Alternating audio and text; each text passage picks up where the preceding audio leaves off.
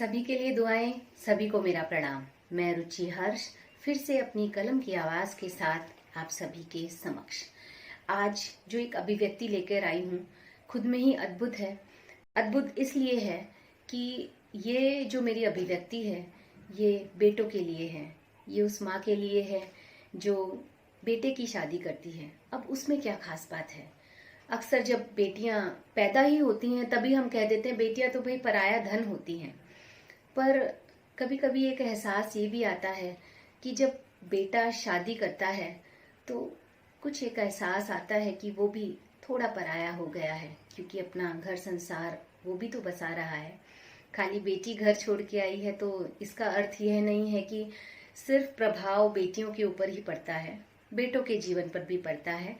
तो आज की अभिव्यक्ति कुछ ऐसे है और उम्मीद करती हूँ आप सराहेंगे। कौन कहता है बेटियां ही होती हैं पराई? कौन कहता है बेटियां ही होती हैं पराई? शादी के बाद बेटा भी कुछ दूर लगता है, मजबूर लगता है। शादी के बाद बेटा भी कुछ दूर लगता है, मजबूर लगता है। अब वह कैसे?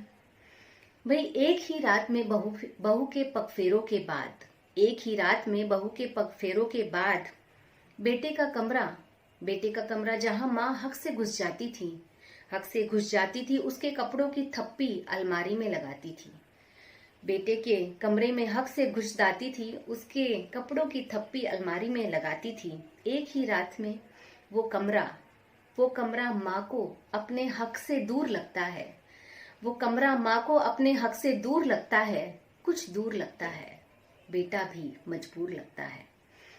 वो जब रविवार का दिन आता था, कभी कभार डिनर का प्रोग्राम बन जाता था। कभी कभार इसलिए कि जवान बच्चे हो जाते हैं तो फ्रेंड सर्कल में भाई जाना ज्यादा पसंद करते हैं, तो कभी कभार डिनर का प्रोग्राम बन जाता था। और अब बस तो सिर्फ माँ पे ही चलता है ना, तो इंतजार कैसे करता था? गाड़ी में बैठ के हॉर्न बजाता था। ओ माँ, ओ माँ, जल्दी कर ना, कितना टाइम लगाएगी? पर अब हॉर्न नहीं बजा पाता है, शांति से चुपचाप करता है इंतजार। हॉर्न नहीं बजा पाता है। शादी के बाद बेटा भी कुछ दूर लगता है, मजबूर लगता है। अब यह बात सच है कि जब एक लड़की, एक बेटी बहू बनकर एक परिवार में जब जाती है तो उसे अपनी जगह खुद बनानी पड़ती है।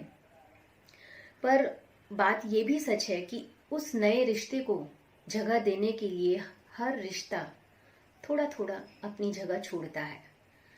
और वो कैसे छोड़ता है? भाई जब भाई बहन हैं, उनके रिश्तों में भी कुछ अलग तरीके का एक संकोच भर जाता है। वो कैसे?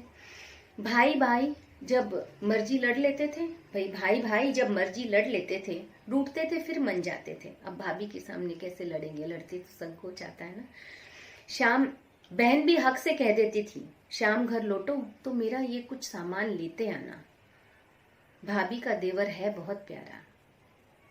भाभी और देवर का और ननंद और भाभी का रिश्ते में बड़ी ही मिठास होती है।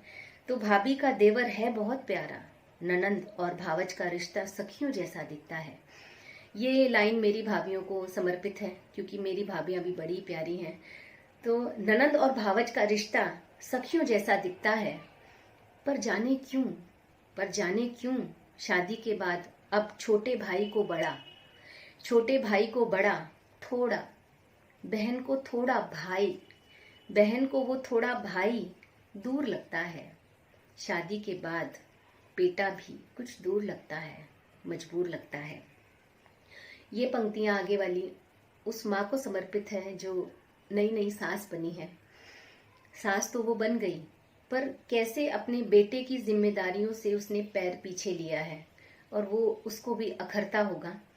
तो ये उस माँ को समर्पित है। ये जो बिटिया है जो बहू बनकर आई है, मेरे घर की जीनत है। बेटियां और बहुएं वाकई में घर की जीनत होती हैं।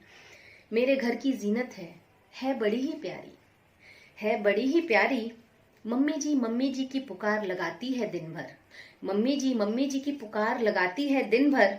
और बेटे के कामों से कर दिया है मुझे फारिग।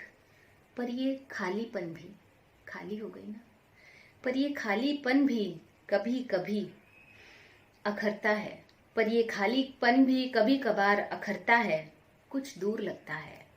बेटा भी मजबूर लगता है। कौन कहता है शादी के बाद बेटियां ही होती हैं पराई। बेटा भी कुछ दूर लगता है, कुछ दूर लगता है। इसी के साथ विदा लेती हूँ। धन्यवाद।